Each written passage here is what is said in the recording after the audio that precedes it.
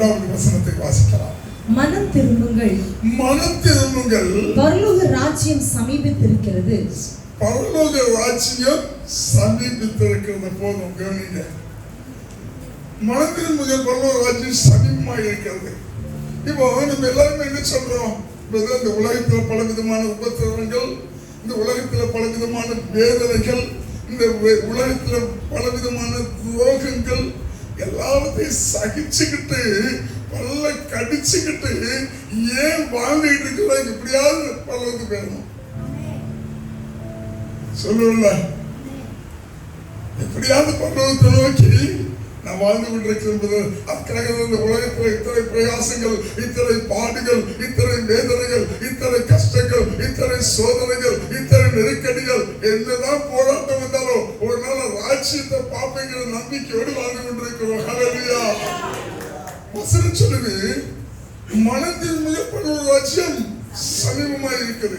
இப்ப மனம் திரும்பினால் படுவது சமீபமா? ஹல்லேலூயா. மனம் திரும்பினால் போதாது, மனம் திரும்பின அனுபவங்களை வெளிப்படுத்த வேண்டும். ஹல்லேலூயா. எப்படி மனம் திரும்பி இருக்கோம்னா, கிறிஸ்துவுக்குள் திரும்பி இருக்கிறோம். கிறிஸ்துடைய ரத்தத்தினால் மனம் திரும்பி இருக்கிறோம். கிறிஸ்துடைய பாடுகளினால அவருடைய மரணத்தை நமக்காய் ஜெயித்ததுனால அதை நினைவு கொண்டு நம்ம மனம் திரும்பி இருக்கிறபடினால எப்ப மனம் திரும்பினமோ அது முதல் கிறிஸ்துவின் சாயலை பிரதிபலிக்கிறவங்களா இருக்கணும். ஹல்லேலூயா. கிறிஸ்துவின் தன்மையை வெளிப்படுத்தணும். நம்முடைய பேச்சு, நம்முடைய செயல்கள், நம்முடைய கிரியைகள் எல்லாமே எப்படி இருக்கும்னா கிறிஸ்துவை பார்த்தவர்களாய், கிறிஸ்துவை வெளிப்படுத்துகிறவர்களாய் இருக்கணும். ஹல்லேலூயா. இதான் மனம் திரும்புதல். ஆகவேதான் மத்தேயு 3வது அதிகாரத்துல 8வது வசனத்தை வாசிக்கும் வசனம் சொல்லுது, மனம் திரும்புதலுக்கு ஏற்ற கனிகளை கொடுங்கள். அப்போ மனம் திரும்புதலுக்கு ஏற்ற கனிகள் என்ன? நம்முடைய கேரக்டர்ஸ் மாற்றம், நம்முடைய செயல்கள் மாற்றம், நம்முடைய கிரியைகள் மாற்றம், நம்முடைய வார்த்தைகள் மாற்றம், நம்ம பேசுகிற பேச்சுகள் மாற்றம், நம்முடைய நடக்கையின் மாற்றம், இப்படி எல்லாம் சேர்ந்து மொத்தத்துல ஒரு மாறுதலை வெளிப்படுத்துகிறது மனம் திரும்பின ஒரு வாழ்க்கை. ஹல்லேலூயா. ஒரு சபையில ஒரு விசுவாச சகோதரி இருந்தாங்களா. இந்த விசுவாச சகோதரி எப்ப பார்த்தாலும் சபைக்கு கரெக்டான டைம்ல வருவாங்களாம். ரொம்ப உபவாசத்தோடு காத்திருந்து ஜெபிப்பாங்களாம். எல்லா ஜெப கூடுகையிலும் கலந்து கொள்வாங்களாம். நேரத்துக்கு வருவாங்களாம். சபையில உட்கார்ந்து அப்படியே மூடாங்க போட்டுட்டு ஜெபிக்க ஆரம்பிச்சாங்களா. எல்லாருமே அவங்களை பார்க்கிற அளவுக்கு ஜெபிப்பாங்களாம். இப்போ பாஸ்டர் நோட் பண்ணாது, என்னமா இவ்வளவு ஒரு ஜெபம் பண்றாங்களே, எவ்வளவு ஒரு பாரம், எவ்வளவு ஒரு தாகத்தோட ஜெபம் பண்றாங்க. ஒரு நாள் கூப்பிட்டு, என்னம்மா நீங்க இவ்வளவு ஜெபிக்கிறீங்களே, யாருக்காகமா அப்படின்னு உடனே அம்மா சொன்னாங்களா, என்னுடைய கணவருக்காக, என்னுடைய கணவருக்காக ஜெபித்துக் கொண்டிருக்கிறேன். என் கணவன் நரகத்துக்கு போய்விடக் கூடாது என்றதுக்காக ஜெபித்துக் கொண்டிருக்கிறேன். பாஸ்டர் நீங்க எனக்கு ஒரே ஒரு உதவி மட்டும் செய்யுங்க, என் கணவர் எப்படியாவது ரட்சிக்கப்படணும் பாஸ்டர், அதுக்காக நீங்க ஜெபம் பாஸ்டர் ரொம்ப தாகத்தோடு வேதனையோடு சொன்னாங்களா. பாஸ்டர் நினைச்சாங்களா, ஆகா எப்படி ஒரு குணசாலியான மனைவி, இப்படி ஒவ்வொரு குடும்பத்திலே ஒவ்வொரு மனைவியும் அந்த புருஷர்கள் ரசிக்கப்பட்டு விடுவார்கள் அல்லவா அப்படின்னு பாஸ்டர் சொன்னாங்க. அம்மா உங்க புருஷன் ரசிக்கப்படுறதுக்காக நம்ம சபையில 21 நாள் உபவாச ஜெபமா உங்க புருஷனுக்காக மட்டும் அப்படின்னு சொல்லி சபையை கொண்டு சபையில ஒரு அறிவிப்பு கொடுத்துட்டாரு. எல்லா ஜனங்களும் சொன்னாரு, இங்க பாருங்க உங்க எல்லாரும் விட இந்த அம்மா புருஷன் மேல ரொம்ப பாரமா இருக்காங்க, அந்த புருஷன் நரகத்துக்கு போயிடக்கூடாதுன்னு சொல்லி ரொம்ப தாகமா இருக்காங்க. அதனால 21 நாள் எல்லாரும் வரணும், எல்லாரும் சேர்ந்து நம்ம இணைந்து செபிக்கணும்னு சொல்லி 21 நாள் எழுப்புதல் ஜெபம் நடக்குது. ஒருவருடைய மனம் எழுப்புதலுக்காக 21 நாள் கழிச்சு அந்த ஸ்பெஷல் மீட்டிங், அந்த சாப்பாடு மீட்டிங் அன்னைக்கு வருவார்னு எல்லாரும் எதிர்பார்த்தாங்க. வரல. அதனால அந்த அம்மாவை கூப்பிட்டு கேட்டாரு. நம்ம சொன்னாங்க, பாஸ்டர் இந்த 21 நாள் ஜெபம் பண்ண பொழுதுதான் அந்த ஆளுடைய எரிச்சலே அதிகமாயிருக்கு, அந்த ஆளுடைய ஆட்டமே அதிகமாயிருக்கு. இப்பதான் அவருக்கு கோபம் ரொம்ப ஜாஸ்தியா வருது பாஸ்டர், ரொம்ப கவலையா இருக்கு பாஸ்டர், எங்க ரசிக்கப்படாம நரகத்துக்கு போயிடுவாரோ அப்படின்னு. உடனே பாஸ்டர் சொன்னலாம், சரிம்மா பாப்போம் நீங்க போங்க அப்படின்னு சொல்லிட்டு பாஸ்டருக்கு இரவும் பகலும் தூக்கம் இல்லை. எப்படியாவது இந்த ஆத்மா ரசிக்கப்படும் சொல்லி என்ன பண்ணலாம், ஒரு நாள் அப்படியே அந்த பக்கமா போகும்போது அந்த அம்மா வீட்டுக்கு போனாலாம். போய் கதவை தட்டினாலாம். அந்த ஐயா ஓடி வந்து கதவை வந்து, ஐயா வாங்க பாஸ்டா வாங்கன்னு சொல்லி ஓடி போய் சேர் எடுத்து தொடச்சி எடுத்து என்ன போட்டு, ஐயா உங்களுக்கு என்னையா வேணும், காஃபி வேணுமா, டீ வேணுமா, ஐயா என்னையா வேணும், பதட்டமா இருக்கிறாரு. அப்ப பாஸ்டர் நினைக்கிறாரு, கண்டிப்பா இந்த ஆளு அந்த அம்மாவுடைய புருஷன் இல்லை. இந்த அம்மா சொன்ன கேரக்டருக்கும் இந்த ஆளுடைய கேரக்டருக்கும் சேஞ்ச், ஏகப்பட்ட சேஞ்ச். அதனால பாஸ்டர் இவர்கிட்ட கேட்டாரு, இந்த விட்டுமா இல்லையா அப்படின்னு. இன்னும் இருக்கிற பாஸ்டர் அப்படின்னு நான் வர சொல்லிட்டு இந்த ஐயா என்ன பண்ணாங்க, நேராக போய் கிச்சனில் போயிச்சோம். அந்த அம்மா தோசைக்காரன் கீழே வந்தாங்க. பாஸ்டர் வாங்க பாஸ்டர் பேசுறா, என்ன பாஸ்டர் சொல்லாம திடீர்னு இந்த பக்கமா அப்படின்ட்டு. பாஸ்டர் கேட்டாங்க, இல்லை உங்க புருஷனை பார்த்துட்டு போறாங்க. இன்னும் நிற்கிறாரு தடிமாடி மாதிரி, இவன் தான் பாஸ்டர் புருஷன். பாஸ்டர் என்கிட்ட சொல்லிட்டு 21 நாள் உனக்கு எங்க பாஸ்டர் கொண்டு சோமணி இருக்கோம், நீ மட்டும் ஒழுங்கா சர்ச்சுக்கு வரலன்னா நீ நரகத்துல போய் பாடாத பாடுபடி போன்னு சொல்றேன். பாஸ்டர் வேலைக்கு போக மாட்டான், என்ன சர்ச்சுக்கு போக மாட்டான், கையில அடிக்கிறான் பாஸ்டர். இவன் விளங்குவாடா, இதுக்காண்டி இவன் நரகத்துக்கு போயக்கூடாது, நான் ராத்திரி பகலும் தூங்காம உறங்காம செபிக்கிறேன் பாஸ்டர்ன்னு சொன்னாங்க. பாஸ்டருக்கு எல்லாம் புரிஞ்சு போச்சு. வீட்டுக்கு வந்தாரு. அடுத்த வாரம் நம்ம கூட்டு சொன்னதுமா, ஒரு 15 நாள் உங்க புருஷனுக்கு பிடிச்ச மாதிரி நீங்க கோபமே படாம அவருக்கு என்ன கேட்டாலும் அதெல்லாம் செஞ்சு கொடுத்து ஒரு 15 நாள் மட்டும் எங்களுக்காக சபைக்காக நீங்க செயல்படுங்க அப்படின்னு நம்ம சரின்னு போயிட்டாங்க. ஒரு 15 நாள் கழிச்சு பார்த்தா ஞாயிற்றுக்கிழமை முன்னெடுத்துல வந்து உட்கார்ந்து இருக்காரு. எல்லாருக்கும் ஆச்சரியம், பாட்சிக்கெல்லாம் ரொம்ப ஆச்சரியம். என்ன இந்த ஆளு இப்படி மனதுனா ஒண்ணும் புரியல, பாசிக்கிறது ஒண்ணும் ஓடல, தகடங்க எல்லாம் முடிச்சு ஒட்டுமொத்த விசுவாசியும் பார்க்கறது ஆச்சரியமா இருக்கு. எல்லாம் முடிச்சு அவரை கூப்பிட்டு பாஷ எல்லாம் ஆவலா இருக்காங்க. ஜனங்கள்லாம் எப்படியாவது விட்டு கேட்கறவங்க எப்படி ரசிக்கப்படுறாங்க, சாட்சி கேட்கணும். அப்ப கேட்டாங்க, சொன்னாங்க, ஐயா ஒவ்வொரு ஞாயிற்றுக்கிழமையும் என் மனைவி சர்ச்சு முடிச்சு வீட்டுக்கு வந்தாலே எங்க வீடு 2000 ஐயா, அவ்வளவு எரிச்சலோட வருவா, அவ்வளவு வார்த்தைகள், தூசர வார்த்தைகள். ஆனா இப்ப 2 வாரமா அவருடைய முகத்துல சாந்தத்தை பார்த்தேன், அவருடைய ஒரு அமைதியை பார்த்தேன், ஒரு பொறுமையை பார்த்தேன், ஒரு பேர் அமைதியை பார்த்தேன். அவனுடைய மாற்றம் எனக்குள்ளால இப்படிதான் இருந்தா ஒரு மனுஷன் இருக்கணும்னு சொல்லி எனக்குள்ள என் ஆசை வந்துருச்சுயா. அதனால நான் சபைக்குள்ள வந்து சொன்னாங்க. எல்லாரும் கரங்களை தட்டி கத்தரை நாம மகிமைப்பட முடியாத அன்பான தேவர்களே,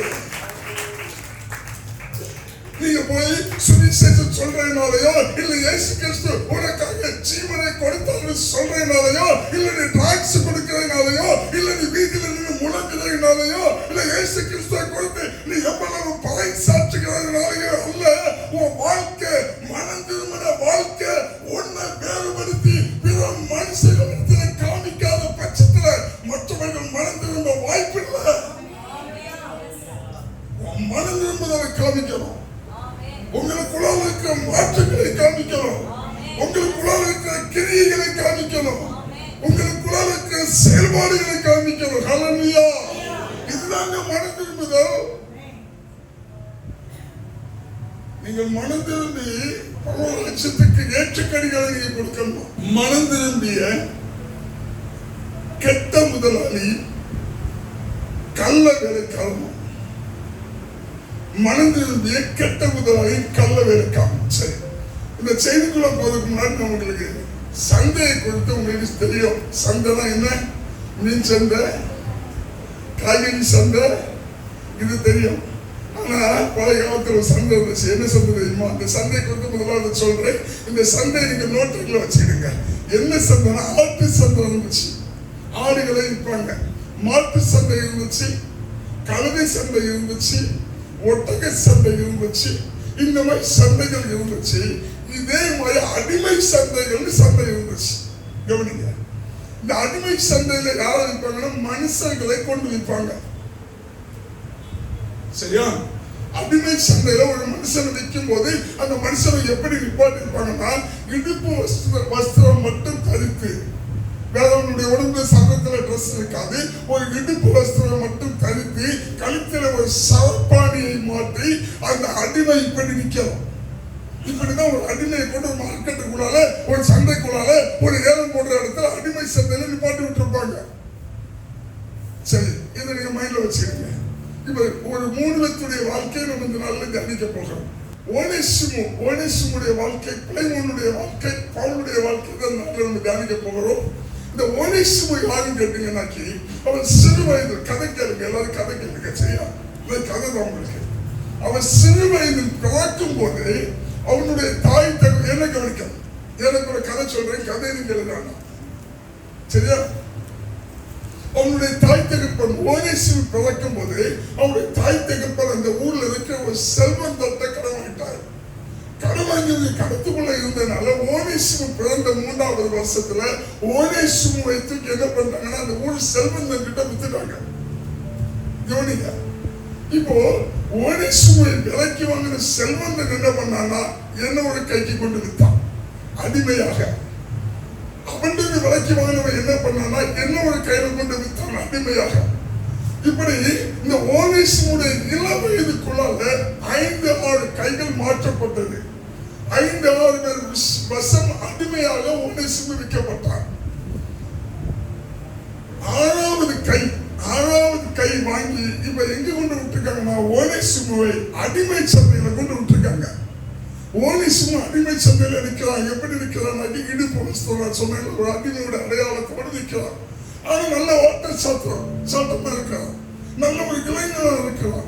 இப்ப கவனிங்க, ஓனேசிமு ஒரு அடிமை, புரிஞ்சுக்கிட்டீங்களா? ஓனேசிமுவை அடிமையா விற்கிறதுக்காக அடிமை சந்தையில கொண்டு விட்டுருக்காங்க. இப்போ இங்க பிளைமோன் வருகிறார். பிளைமோன் யாருன்னு கேட்டீங்கன்னா கொலைசே பட்டணத்தில் உள்ள கிரேக்கன். கவனிங்க, ஒரு கிரேக்கன். இவர் அடிப்படை வசதியானவர். கிரேக்கன் சொன்னாலே அவங்க அடிப்படை வசதியானவர்கள் தான். அடிப்படை வசதியானவர். இந்த பிளைமோன் என்கிற இந்த கிரேக்கனுடைய பிசினஸ் என்ன கேட்டீங்கன்னா அடிமைகளை குறைந்த விலைக்கு வாங்கி நல்ல விலைக்கு விற்பது பிளைமோனுடைய பிசினஸ். இப்ப கவனிங்க, பிளைமோன் எங்க வர்றாரு? அடிமை சந்தைக்கு வர்றாரு. இந்த அடிமை சந்தையில ஓனேசிமு நிற்கிறார். ஓனேசிமுவையும் அவனோடு சேர்ந்த சில அடிமைகளையும் விலைக்கு வாங்கிட்டு பிளைமோன் போகிறார். பிளைமோன் போய் ஓனேசிமு என்ன செஞ்சான்னா அடிமையை வேலைக்கு வைக்கலாம். பிளைமோன் இந்த அடிமைக்கும் வேலைக்காரனுக்கும் என்ன வித்தியாசம் கேட்டீங்கன்னா, இப்போ ஒரு புரியுற மாதிரி சொல்லணும். யோசேப்ப தன்னுடைய சகோதரர்கள் என்ன செஞ்சாங்கன்னா அந்த பலவர்கள் அங்கியை கலத்தி விட்டு அவலட்சணத்தின் அங்கி அணிந்து அடிமையாய் இஸ்மவேல்கிட்ட வித்தாங்க. இஸ்மவேல் என்ன பண்ண, அடிமையாய் வாங்கி எகிப்துல கொண்டு போய் எகிப்துல வித்தான். எகிப்துல போத்திபார் என்ன செஞ்சான், யோசேப்பு அடிமையாய் வாங்கி வீட்டுல கொண்டு அடிமையா வைக்கல, வேலைக்காரன வச்சான். கவனிச்சீங்களா? இதே மாதிரி இந்த அடிமைக்கும் வேலைக்காரங்க என்ன வித்தியாசம் கேட்டீங்கன்னா, வேலைக்காரர்களை நம்பி சில பொறுப்புகளை கொடுத்து வீட்டுக்குள் துடைக்கிறது, கிளீன் பண்றது, சுத்தம் பண்ற வேலைக்கு வீட்டுக்குள்ள அனுமதிப்பாங்க வேலைக்காரங்கள. ஆனா அடிமையை வீட்டுக்குள்ள அனுமதிக்க மாட்டாங்க. அடிமை கொத்தடிமை மாதிரி. அவன் என்ன செய்யணும்னா தோட்ட வேலை, ஆடு மேய்க்கிற வேலை, மாடு மேய்க்கிற வேலை, மாடு கழுவுகிற வேலை, வயல் வேலை, இந்த மாதிரிப்பட்ட வேலைகளை அடிமை பார்க்க முடியும். இது அடிமைக்கும் வேலைக்காரனுக்கும் வித்தியாசம். நல்லா கவனிச்சுக்கிறீங்க. அடிமை கொத்தடிமை, வேலைக்காரனுக்கு சுயாதீனம், கொஞ்சம் பொறுப்பு, கொஞ்சம் நம்பிக்கை. இப்ப கவனிக்க, பிளைமோன் என்ன பண்ணா இந்த ஓனேசிமை கொண்டு வந்து அடிமை வீட்டுக்குள்ள வைக்கல, வேலைக்காரனாக வச்சார்.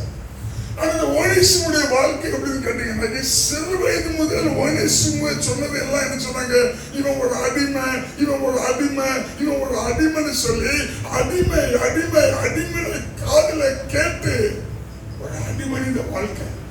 தன்னுடைய வாழ்க்கையில ஒரு மேன்மையான காய்களை நினைக்க முடியல, மேன்மையான காய்களை எண்ண முடியல, மேன்மையான லட்சியங்களை அடைய முடியல, மேன்மையான ஆசைகளை அடைய முடியல. அடிமை.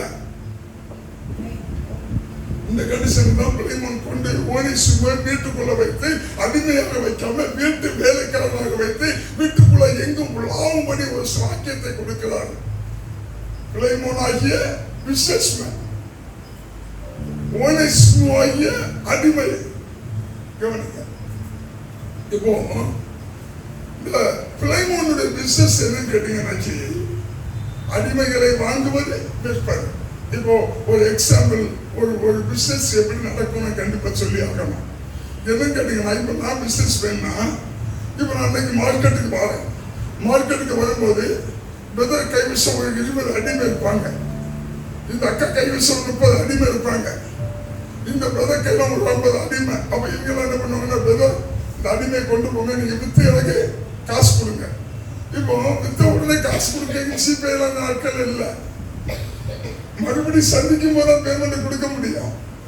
அப்போ வித்த பணம் எங்க இருக்குது? ஏன் வீட்டுக்குள்ள இருக்கு. என்ன ஒரு பக்கத்துல அந்த பிரதர் என்ன பண்றாரு, ஒரு 20 அடிமைக்கு அட்வான்ஸ் தர்றாங்க. இவங்க ஒரு 20 அடிமைக்கு அட்வான்ஸ் கொடுக்குறாங்க. பிரதர் அடிமை வந்தோட எங்களுக்கு அனுப்பிடுங்க, நாங்க இந்த பணத்தை அட்வான்ஸ் வச்சிருங்க. இவங்க ஒரு 20 அடிமைக்கு எனக்கு அட்வான்ஸ். ஆக ஒரு 4-5 பேருடைய பணமும் என்கிட்ட இருக்கு, 4-5 பேர் அனுப்பின அடிமையும் என்கிட்ட. பிசினஸ் தான். அந்த பிசினஸ் பண்றவங்களுடைய இருப்பை விட ரொட்டேட் பண்ண ஜாஸ்தி அவங்க கையில புழங்கிட்டு இருக்கும். இதுதான் பிசினஸ். இப்போ பிளைமோன் வீட்டுல அடிமைக்கும் பஞ்சம் இல்லை, பணத்துக்கும் பஞ்சம் இல்லை, பக்கா பிசினஸ்.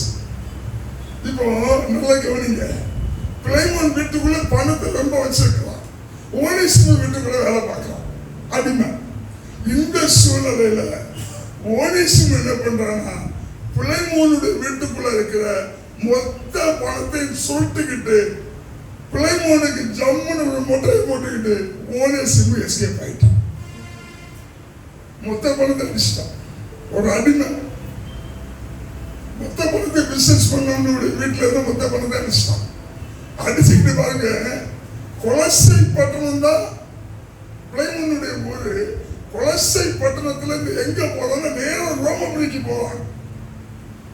அது உங்களுக்கு புரியாம சொல்றது, நாகர்கோயில இருந்து சென்னை, தமிழ்நாட்டுடைய தலைநகரம் சென்னை. அதே போல அன்னைக்கு கொலசைக்கு தலைநகரம் வந்து ரோமபுரி. இப்போ ரோமபுரிக்கு போயிட்டான். ஏன்னா நாட்கள் அந்த நாட்கள் பார்த்தீங்கன்னா நிறைய பிள்ளைங்க நம்ம வீட்டில் எல்லாருக்கும் தெரியும், வீட்டில் கோச்சிக்கிட்டாங்கன்னா சென்னை போயிடுவாங்க, ஏதாவது வாழ்க்கையில தோத்துட்டாங்கன்னா சென்னை போயிடுவாங்க, நடிக்கணும்னு ஆசைப்பட்டா சென்னைக்கு போயிடுவாங்க, எதுக்கு வேணாலும் சென்னைக்கு ஓடிடுவாங்க. சென்னை மேல ஒரு மோகம். சென்னைக்கு பேர் சிங்கார சென்னை. அந்த சென்னைக்கு மேல உள்ள மோகத்துல வீட்டுல கோவிச்சுக்கிட்டு ஓடிடுவாங்க. ஆனா சென்னையில வந்து கண்டுபிடிக்க முடியாது, ஆட்கள் ஜாஸ்தி. நாகர்கோயில கிளவாண்டிட்டு நாகர்கோயில சுற்றுலா கண்டுபிடிச்சிருவோம். இதனால நாகர்கோயில இருந்து சென்னைக்கு ஓடி போறது போல கொலை பட்டத்துல திருடிட்டு ரோமபுரிக்கு ஓடி போயிட்டான். கவனிங்க, இப்போ ரோமபுரிக்கு ஓடி போனவன் இந்த பணத்தை வச்சு என்ன பண்றான்னா, கட்டக்குமாரன் எப்படி செலவு பண்ணி உதாரணமா செலவு பண்ணாலோ, சின்ன பிள்ளைகள் எப்படியெல்லாம் கண்டதெல்லாம் வாங்கணும்னு ஆசைப்படுமோ, இதெல்லாம் இதே மாதிரி கண்டதெல்லாம் அனுபவிச்சு குறுகிய காலகட்டத்துல பணத்தை மொத்தத்தையும் வந்துட்டான் ஓனேசிமு. இப்ப கவனிங்க, பணத்தை இழந்தவன் கஷ்டப்பட்டு சம்பாதிச்சால பணத்துக்கு வழி தெரியும், கஷ்டப்படாதவனுக்கு பணத்துடைய வழி தெரியுமா, அதனுடைய வியாதிதான் புரியுமா? குழந்தை கையில பூமாலை கிடைச்சதுக்கு சமம். ஏனதான செலவழிச்சு பணத்தை காலி பண்ண, இப்ப பணம் இல்லை. இப்போ சம்பாதிச்சு பணத்தை சம்பாதிச்சு உருவாக்குனவன் பணத்தை தோத்துட்டானா அடுத்தது எப்படி சம்பாதிக்கிறேன்னு தெரியும். களவாண்டு ஆடுமான செலவு பண்ணவன் அடுத்தது பணம் தீர்ந்து போச்சுன்னாக்கி சம்பாதிக்கிறத நினைப்பான், அடுத்த களவாங்கன்னு நினைப்பான். களவாண்டு செலவு பண்ணவனுக்கு உழைப்புடைய வழி தெரியாதுங்க. களவாண்டு செலவு பண்றவனுக்கு பிசினஸ் அந்த வேதனை என்னன்னு தெரியாது. இவன் களவாண்டான். மறுபடி பாருங்க, கொலசை பட்டணத்துல பார்க்கிறதுக்கு கேமராலாம் இல்ல, ஈஸியா அடிச்சுட்டு வந்துட்டான். இப்போ ரோமபுரிங்கிறது ரோம அரசுக்கு கீழ்பட்டு செயல்படுற இடம். இங்க களவாங்கலாம், இங்க களவாண்டவன் கேமராலாம் மாட்டிட்டான், பளிச்சு கேமரா போட்டோ எடுத்துருச்சு. இப்ப நீங்க கேட்பீங்க, என்ன பேர் அந்த காலத்துல கேமரா, இதெல்லாம் உங்களுக்கு விலைக்கு சொல்ல முடியுமா? அந்த காலத்துல இங்க போலீஸ் கம்மி, அங்க போலீஸ் ஜாஸ்தி. போலீஸ் எல்லாம் மாட்டிக்கிட்டான், அதான் கேமரா. இப்போ நம்ம நாகர்கோயில ஈஸியா கலவாண்டு போயிடலாம், சென்னையில கலவாண்டு ஏன் போலீஸ் அதிகம்? அப்படி போலீஸ்கார நாட்டின மாதிரி ரோமபுரி அரசுக்கு கீழே இருந்த நூற்றுக்கு அதிபதியாலேயே போச்சவர்கள் கையில் ஐயா மாட்டிக்கிட்டாரு. கலம் எடுத்து எத்தனை நேரம் தான் வர முடியும்? மாட்டிக்கிட்டாரு. இப்ப நல்லா கவனிங்க, ஓனேசுவை ரோமபுரி அரசாங்கம் பிடிச்சு கொண்டு சிறைச்சாலையில வச்சிருக்கு. சரி, ஓனேசுவு கதை எங்க? சிறைச்சாலை. கவனிக்கிறீங்களா கதைய? ரொம்ப இம்பார்ட்டன்ட் கதை. கதையுடைய தலைப்பு என்ன? கெட்ட முதலாளியும் மனம் திரும்பிய கெட்ட முதலாளியும் கள்ள விதைக்காரன். கவனிக்க, இப்ப ஓனேசிமு ரோமபுரி சிறைச்சாலைக்குள்ள இருக்கான். சிறைச்சாலைக்குள்ள இருக்கிற ஒவ்வொரு நாளும் எப்படி பயந்துட்டு இருக்கிறான்னா, ஒருவேளை நாகர்கோயில் இருந்து டிஎஸ்பியோ எஸ்பியோ நூற்றுக்கு அதிபதியோ சென்னைக்கு வந்து இங்க விசாரணை டிஐஜி விசாரணை நடக்கும்போது, ஏய் ஓனேசிமு, நீ கொலை செய்யப்பட்டதுல இருந்து அங்க அடிச்சுட்டு வந்தவங்க இங்கே வந்து கிளம்பாண்டேன்னு காட்டுவான். புரியுதுல உங்களுக்கு? நாகர்கோயில் அடிச்சுட்டு போனவன் சென்னை போயிட்டானாகி, சென்னையில ஏதாவது சூழ்நிலையில கைதியை சந்திச்சாகி நாகர்கோயில் இருக்கிற எஸ்பி என்ன கேட்பாரு, நீ நாகர்கோயில கிளம்பிட்டு தந்தவன் இல்ல.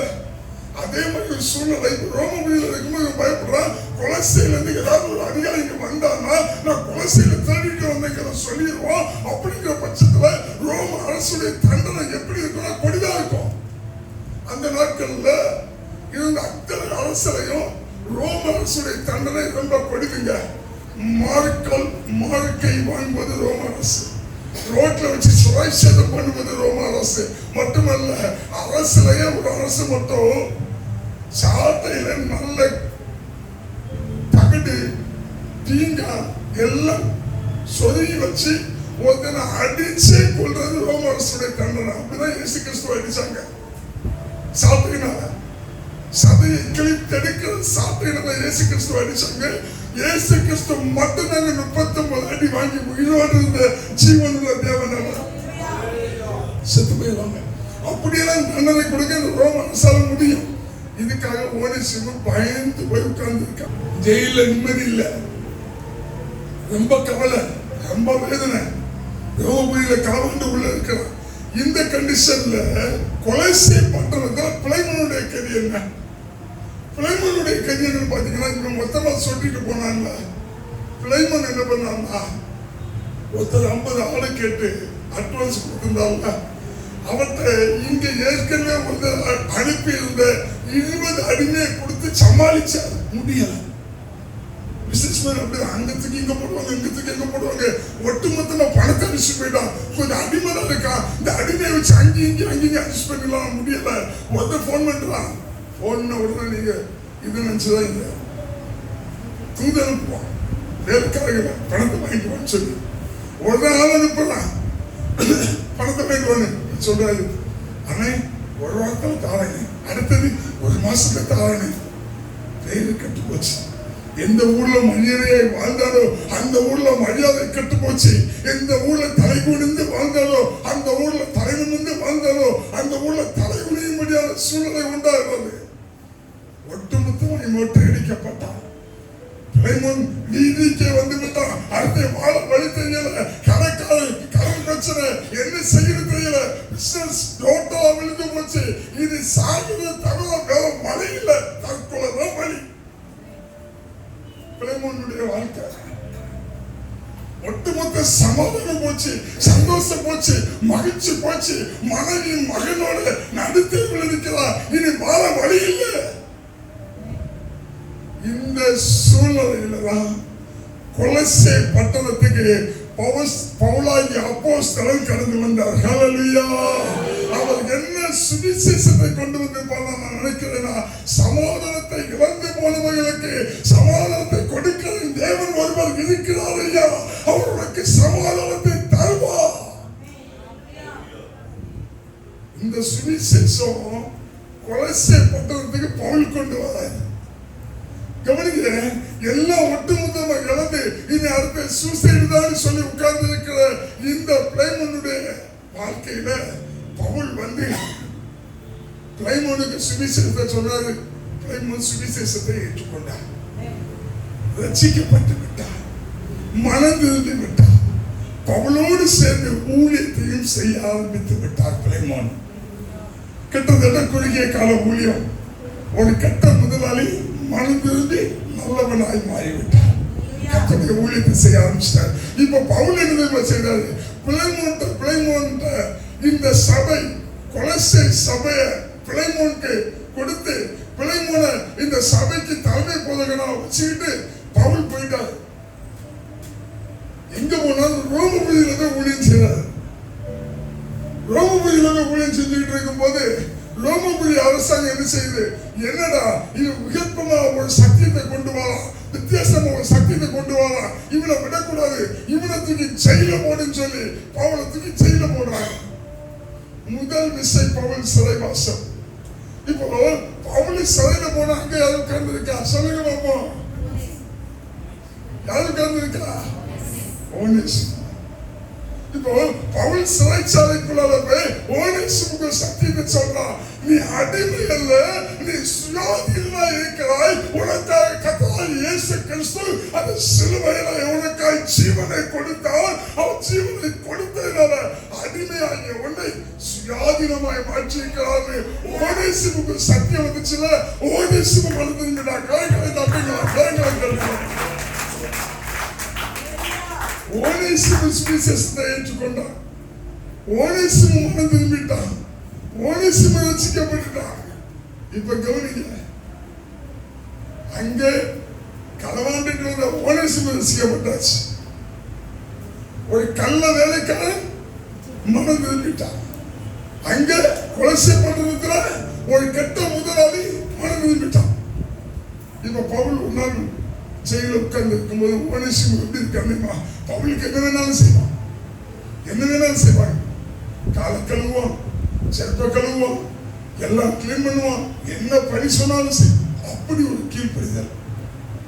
பவுல் கேட்கிறாங்க, இவ்வளவு அடிமமா நீங்க வேலை செய்கிறீங்க யாரு அப்படிங்கும்போது ஓனேசிமு சொல்றாங்க, ஐயா எனக்கு ரசிக்கப்பட்டதை நம்ம யாராயிரும் பாவ அறிக்கை பண்ணிட்டதில்ல, நம்ம மன்னராயிரும். ஆனா இன்னும் சிலர் பாவ அறிக்கை ஒழுங்கா பண்ணாம இருப்பீங்க. அது உங்களுக்கு ஆவியானது கொண்டு போறாங்க. அந்த மனுஷன் நீங்க எப்பொழுதுமே செய்கிற பாவத்தை அறிக்கை பண்ண நான் விட்டேன். ஓனேசிமு பவுல்கிட்ட அறிக்கை பண்ண, ஐயா நாங்கள் அடிமையா கொலோசை பட்டணத்துல போய் ஒரு முதலாளியை ஒட்டுமொத்தமா மொட்டை அடிச்சுட்டு வந்தேன். இங்க வந்து இங்கேயும் மொட்டை அடிக்கும் போது கிளம்பி சில மாட்டி சிறைச்சாலைக்குள்ள இருக்கையா அப்படின்னு பவுல் சொல்றாரு, ஆஹா நான் கிறிஸ்துவுக்குள் வெளிநடத்திய பிளைமோனையா நீ மொட்டை அடித்தாய் அப்படின்னு உடனே இதை ஓனேசிமிட்ட கேட்கிறாரு பவுல். சரி, இவ்வளவு பெரிய தப்பு பண்ணிருக்கு, இதுக்கு பிராயச்சித்தம் என்ன அப்படின்னு. அப்போ ஓனேசிமு சொல்றேன், ஐயா இதுக்கு பிராயச்சித்தம் என்ன பண்றதுன்னு தெரியல, ஆனா எனக்கு ஒரு சான்ஸ் கிடைச்சா, எனக்கு ஒரு வாய்ப்பு கிடைச்சா, எனக்கு ஒரு சந்தர்ப்பம் கிடைச்சா, நான் செய்த பாவத்துக்கு நிகழாக பிளைமோனுடைய காலை கழுவி வாழ்க்கை முழுவதும் அவருக்கு அடிமையா இருக்கிறேன். இதாங்க மனது, இதாக செஞ்ச பாவத்தை உணர்கிறது, இதாக செஞ்ச பாவத்துக்கு மன்னிப்பு கேட்கிறது. இதுதாங்க செய்த பாவத்துக்கு இருதயம் குத்துகிறது. ஓனேசிமு சொல்றான், நான் போறையா பிளைமோனுடைய கால்மரத்தில் கடந்து அவருடைய காலை கழுவி வாழ்க்கை முழுவதையும் அவனுக்காய் என் ஜீவனையும் கொடுக்கணும். ரெடி. இப்போ கவனிங்க, இப்போ பவுலுக்கு என்ன தோணுது? இந்த ஓனேசிமு இப்படியாவது பிளைமோன் தான் இருப்பான். ஏனி புக் எடுக்கலாம், பிளைமோன் புஸ்தகம் தெரியல, இது என்ன பார்க்கலாம், வேதத்தை பாருங்க.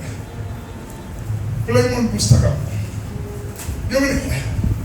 இந்த ஓனேசிமு இப்ப என்ன சொல்றான்? நான் கொலோசை பட்டணத்துக்கு போறேன் அப்படிங்கிறான். இப்போ பவுல் என்ன செய்யறான்னா, பிளைமோனுக்கு ஒரு புக் எழுதுகிறார், ஒரு நிருபத்தை எழுதுகிறார், ஒரு கடிதத்தை எழுதுகிறார். கவனிங்க, நீங்க வேதத்தை பார்த்துக்கிட்டே கவனிங்க. இப்ப பவுல் என்ன எழுதுகிறார் பிளைமோனுக்கு? பிளைமோன் புஸ்தகம் 1வது அதிகாரம், 1 அதிகாரம் தான் இருக்கு.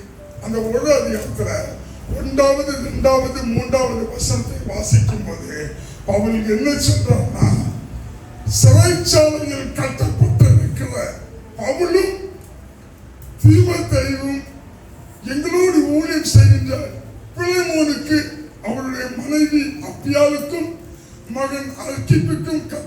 கிறிஸ்துவால் கிருபையும் சமாதானமும் உண்டாவதாக. ஒரு லெட்டர் தொடங்கும்போது எப்படி தொடங்குறான்னா, நாங்க ஊழியம் செய்கிறோம், என் கூட தீமத்தையும் ஊழியம் செய்கிறோம், என் கூட ஊழியம் செய்த பிரேமனுக்கு நாங்கள் எழுதுகிற கடிதம் என்னன்னா, உன்னுடைய மனைவியாகிய அப்பியாளுக்கும் உன்னுடைய மகனாகிய அர்க்கிப்புக்கும் கர்த்தராகிய கிறிஸ்துவினால் கிருபையும் சமாதானமும் உண்டாவதாக. எங்க இந்த லெட்டர் வருது? நான் சாப்பிட்ட பேசிக்குவேன், வசனத்தை வாசிக்கல, சாப்பிட்ட பேசிக்குவேன். இப்ப எங்க இந்த லெட்டர் வருது? ரோமபுரி சிறைச்சாலையிலிருந்து பவுலுகிட்ட இருந்து யாருக்கு லெட்டர் வருது? கொலைசை சபை பிளைமோனுக்கு லெட்டர் வருது. இப்போ லெட்டரை வாங்கி படிக்கிறாங்க. முதலாவது என்ன இருக்குது? பிளைமோனுக்கு வாழ்த்து, பிளைமோனுடைய மனைவிக்கு வாழ்த்து, பிள்ளைகளுடைய பிள்ளைக்கு வாழ்த்து மட்டுமல்ல, சபை ஜனங்களுக்கும் வாழ்த்து. அடுத்த சொல்றாரு, 4வது வசனம், 5வது வசனம், 6வது வசனம், 7வது வசனத்தை வாசிக்கும் போது, நீர் கிறிஸ்துவின் மேல் வைத்த அன்பையும் எல்லா பரிசுத்தவான் மேல் வைத்த அன்பையும் நாங்கள் கேள்விப்பட்டோம். என்ன சொல்றோம்னா, நீங்க கிறிஸ்துவுக்கு மேலையும் எல்லா பரிசுத்தவான்கள் மேலே வைத்திருக்கிற அன்ப, இப்ப ஏன் வந்து சென்னையில் எதுவும் லெட்டர் வருது, நீங்க கிறிஸ்து மேலையும் பரிசுத்தவான்கள் மேல வைத்திருக்கிற அன்பை நாங்க கேள்விப்பட்டோம் அங்க சொன்னாங்க. நான் நினைப்பேன், இங்க உள்ளவர்களுக்கு என் அன்பை தெரியல, சென்னையில் இருக்கிறவங்களுக்கு கூட என் அன்பை தெரியுது. எவ்வளவு ஒரு கத்து அப்படி சொல்றாரு.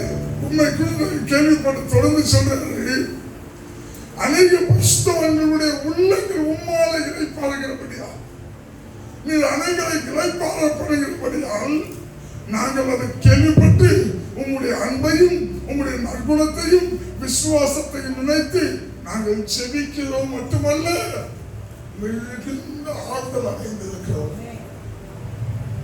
யாரையும் இல்லையா? பவுல்னா ஒட்டுமொத்த ஊழியக்காரர்கள் பயப்படுறாங்க, அப்படி கண்டித்து நடத்துகிறாங்க.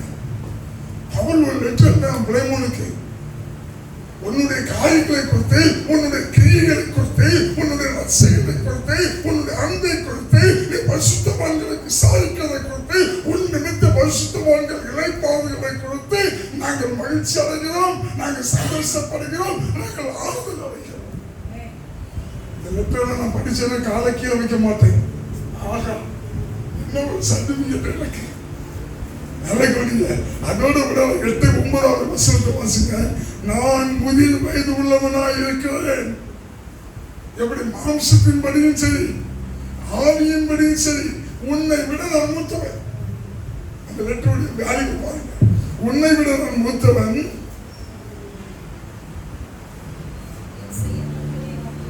நீ என்ன செய்யணும்னு உனக்கு கட்டளையிட என்னால முடியும். ஏன்னா உங்களை விட நான் யாரு?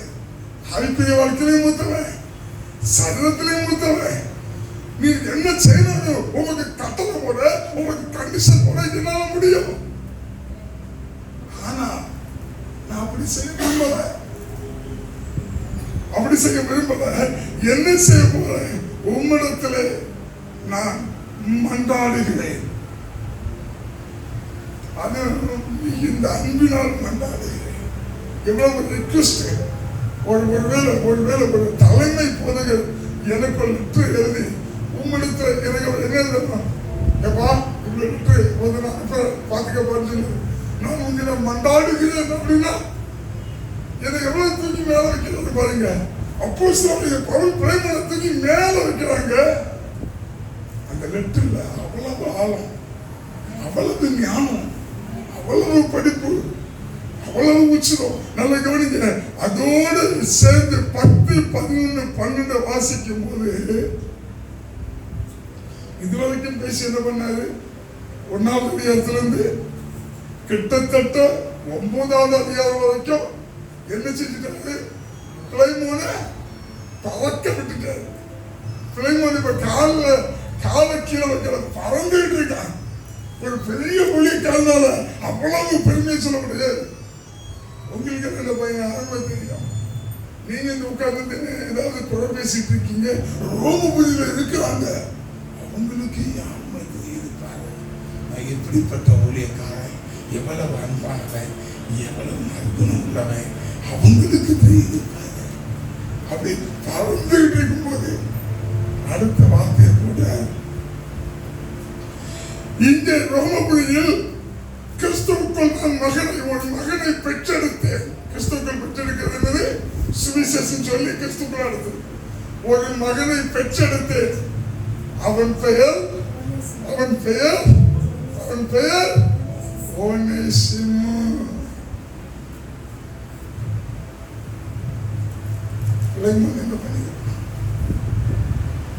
ஒனேசிமுங்கிற பேரை கேட்ட உடனே நானா இதுல என்ன செய்வேன்னா, அவங்க லெட்டர் அடிச்சு அங்க வை,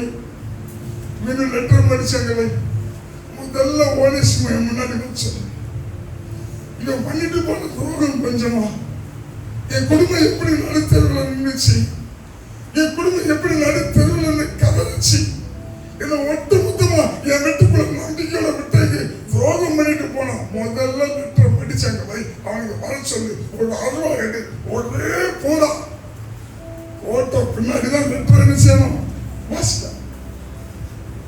இப்ப சொல்றானா தமிழ் என்ன சொல்றானா, ஓனேசிமுவை உம்மிடத்தில் அனுப்புகிறேன், அவன் அப்ப உமக்கு புரோஜனம் வசதியாக, அவன் அப்ப உமக்கு புரோஜனம் இல்லாதவன், இப்பொழுதோ எனக்கும் உமக்கும் புரோஜனம் உள்ளவன். அப்ப ரசிக்கப்படாதவையா, இப்போ உமக்கு எனக்கு ஊழியம் செய்துட்டாய, அவன் ரசிக்கப்பட்டிருக்கிறான், மனதில் இருக்கிறான். அது மட்டுமல்ல, நீ அவனை ஏற்றுக்கொள்ளணும். எப்படி ஏற்றுக்கொள்ளணும்? அடிமையான இந்த லெட்டர் எவ்வளவு அழகாக இருப்பாங்க. அப்போது அடிமையானவனாக அல்ல, அதற்கு மேலாக சகோதரனாக ஏற்றுக்கொள்ள முடியுமாங்க? ஏற்றுக்கொள்ள முடியுமா? நம்மளும் மனம் திரும்பி இருக்கோம்ல, ஒருத்தரை மன்னிக்க முடியுதா? இந்த பிள்ளைகளுடைய வாழ்க்கையில் அவ்வளவு பெரிய துரோகத்தை செய்துட்டு போயிட்டாங்க. சொல்றது அவனை நீ அடிமையா ஏற்றுக்கொள்ளாத, சகோதரனை ஏற்றுக்கொள். அதோடு செலவுதாது, அவன் என் உள்ளம் போல் இருக்கிறான். அவன் என் உள்ளம் போல், அதாவது நீ அவனை தண்டிச்சா உள்ளத்தை தண்டிக்கிற, நீ அவனை பண்ண என்ன பண்ற? நல்ல கவனிங்க. அதோட கிறிஸ்துவுக்குள் இந்த சிறைச்சாலைகளை நான் பெற்றெடுத்த என் பிள்ளையாகிய ஓனேசிமுக்காக உன்னோடு மன்றாடுகிறேன். தொடர்ந்து வசனங்கள் சொல்லுது, தொடர்ந்து வாசிங்க. அதாவது நான் அந்த எனக்கெல்லாம் தலையே சுத்திடும். ஓனேசிமுவை பார்த்த உடனே நான் மயக்கம் போட்டுருவேன். இவ்வளவு கொள்ளை மறுபடியும் எப்படிங்கிற முன்னாடி பார்க்க முடியும். ஆனால் அவர் கெட்ட மக்கள், அது மனம் திரும்புதல், அந்த மனம் திரும்புதல். நல்ல கவனிக்க. இப்ப பவுல் சொல்றாரு, இவனை உம்மிடத்தில் அனுப்புகிறேன், அவன் என் உள்ளம் போல் இருக்கிறான். மட்டுமல்ல 13 17 வசனம் வாசிக்கும் போது, சிறைச்சாலையில் கட்டப்பட்டிருக்கிற உனக்கு உதவி செய்யும்படி நான் வைத்துக் கொள்ள ஆசைப்பட்டேன். ஆனாலும் நீ அநேகருக்கு நன்மை செய்கிறபடியால் உம்முடைய மன விருப்பத்துக்கு மாறாக நான் ஒன்றும் செய்யக்கூடாது என்று. உன்னை விட மூத்தவன், உன்னை விட பெரியவன், உன்னை விட அறியாத மிக்கவன், எல்லாம் என்னால செய்ய முடியும். ஆனா உன் மன விருப்பத்துக்கு விரோதமா நான் ஒன்றும் செய்யக்கூடாது நினைக்கிறேன், நான் விரும்புகிறேன். அதனால இந்த ஓனேசிமுவை நான் உன்கிட்ட அனுப்புறேன். அவனை என்னை எப்படி ஐக்கியம் உள்ளவன் என்று எண்ணுகிறீரோ, பைபிளை படிக்கீங்களா? பைபிளை பார்க்கீங்களா? என்னை எப்படி ஐக்கியம் உள்ளவன் என்று எண்ணுகிறீரோ அப்படியே ஐக்கியம் உள்ளவனாய் அவனையும் ஏற்றுக்கொள்ள. இந்த ரெண்டுக்கு மேல ஸ்டெப் எடுக்க முடியும் நினைக்கீங்க? நல்ல கவனிங்க. தொடர்ந்து அதோட விடல அது தொடர்ந்து என்ன சொல்றான், அவன் உமக்கு ஏதாவது அநியாயம் செய்தானே என்ன சொல்ல மறந்து போயிருக்கோம். ஆனா அவன் நமக்கு ஏதாவது அநியாயம் செய்தது உனக்கு நினைவு இருந்தா இந்த லெட்டரை நான் என் கைனால எழுதியிருக்கேன், நானே கொடுத்துருக்கேன். இந்த லெட்டரை யாரும் எழுத பவுலாகிய அப்போஸ்தலனாகிய பவுல் நானே என் கைப்பட எழுதியிருக்கிறேன், இவன் பட்ட கடனை நான் தந்திருக்கேன். நீ ஒன்று திருச்சி விடாது, ஒண்ணும் பண்ணாத. அதோட விடலைங்க, இவனை நீ விமர்சிச்சு இவனுக்கு சமாதானத்தை கொடுத்தீங்கன்னா என் உள்ளத்தை இளைப்பார பண்ணுகிறேன். எப்படி ஒரு முதிர்ச்சி பெற்ற தெய்வ மனுஷன் பாருங்க. இந்த முதிர்ச்சி எனக்கு நம்மகிட்ட இருக்கா? ரெண்டு பேருக்குள்ள சண்டை அவங்களை இணைத்து வைக்கிறதுக்கான ஞானம் நம்மகிட்ட இருக்குதா? என்ன அவங்க ரெண்டு பேர்த்து ஒரு தகப்பன் பிள்ளையை போல இந்த பவுல் சேர்க்கிறோம் பாருங்க. நீ அவனை ஏற்றுக்கொண்டால் என்னுடைய இதயத்தை நீ இளைப்பார பண்ணுகிறேன். அதோட விட கடைசியா ஒரு மிரட்டல், கடைசியா ஒரு மிரட்டல். என்ன மிரட்டல் கேட்டீங்கன்னா, இவ்வளவுக்கு நீ சரியாகலன்னா உனக்கு ஒரு லெட்டர் கடைசியா ஒரு வேலை வைக்கிறேன். என்ன வேலை வைக்கிறேன்னா, நான் சீக்கிரம் அங்க வருவேன். ஒருவேளை நான் இருந்து நான் நினைக்கிறேன், லெட்டர் பவுல் எழுதினாரு, எழுதி முடிக்கிட்டு படிச்சு முடிச்சு அங்க வைப்போம். ஓனர்ஸுக்கு வெட்டி நைட்டோ ஆத்துல கலக்கிடுவோம். வந்தா பாத்துக்கலாம். அப்படி ஒரு சமூகம் நடந்தக்கூடாது. ஓனர்ஸுக்கு நன்றி சொல்லக்கூடாது. சொல்றாரு, இவர் சிறை கைதியா இருக்கிறாரு சொல்றாரு, நான் சீக்கிரமா வருவேன், எனக்கு ஒரு இடத்தை ஒழுங்கு பண்ணு. சீக்கிரமா வந்து முடிஞ்சு ஊழியருக்கு போறேன், எனக்கு ஒரு இடத்தை ஆயத்து. அது மட்டும் இல்ல, இந்த லெட்டரை நான் எழுதுறேன். என் கூட யாரெல்லாம் இங்க இருக்காங்கன்னா நல்ல வாசிக்கலாம். நம்ம விவசாயத்தை வாசிக்கலாம். என் கூட யாரெல்லாம் இருக்கா? எப்பாப்பி ரோதித்து கொடுத்து தெரியும். எப்பாப்பி ரோதித்து யாருன்னு சொன்னீங்கன்னா அடுத்த வாரம் உங்களுக்கு அதுக்கு ஸ்பெஷல் பரிசுங்க. யாருக்கு தெரியும்? சங்கடமா இல்லையா? எப்பாப்பி ரோதித்து யாருன்னு கேட்டீங்கன்னா, ஒவ்வொரு சபையா காணிக்கை எடுத்துட்டு போய் சபையில இந்த நிறுவனங்களை வாங்கி ஒவ்வொரு சபைக்கா கொண்டு போயிட்டு இருந்தவன். கிட்டத்தட்ட சொல்லணும்னா India, America, Saudi Arabia, Qatar, மலேசியாவுக்கு தூதர் மாதிரி எப்பாப்பி ரோதித்து. இப்போ பவுல் சொல்றாரு, எப்பாப்பி ரோதித்தும் பசங்களை மார்க்கும் அரிஸ்டார்க்கும் தேமாவும் லூக்காவும் எல்லாரும் எங்களோடு இருக்கிறாங்க. நாங்க எல்லாரும் சேர்ந்து பேசிதான் இந்த லெட்டரை எழுதியிருக்கோம் அப்படின்னு சொல்லி லெட்டரை கொடுத்துட்டாரு.